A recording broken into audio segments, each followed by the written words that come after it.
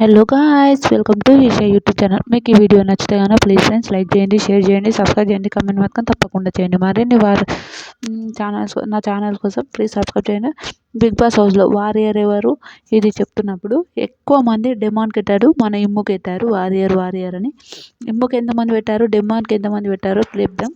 అయితే కళ్యాణ్ ఇమ్ముకి పెట్టాడు, భరణి గారు డెమాన్కి పెట్టారు, సుమన్ గారు డెమాన్కి పెట్టారు, డెమాన్ ఇమ్ముకి పెట్టాడు.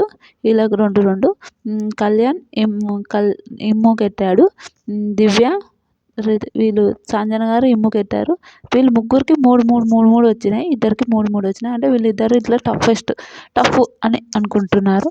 కానీ ఓకే, మన బిగ్ బాస్ హౌస్లో ఓటింగ్ దాంట్లో చూస్తే డెమాన్ తక్కువనే ఉన్నారు. వీళ్ళిద్దరి కన్నా తక్కువనే ఉన్నారు, అది మన అందరికీ తెలిసిందే.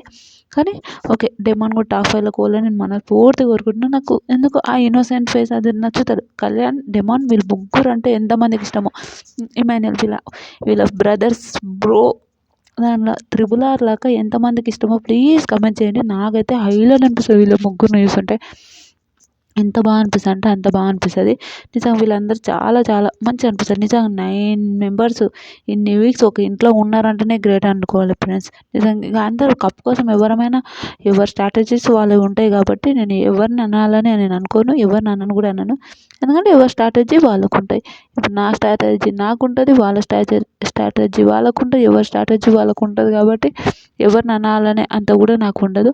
రియల్ చెప్పిన సూపర్ నైస్. మీ అందరికీ నాకైతే అదే అనిపిస్తుంది.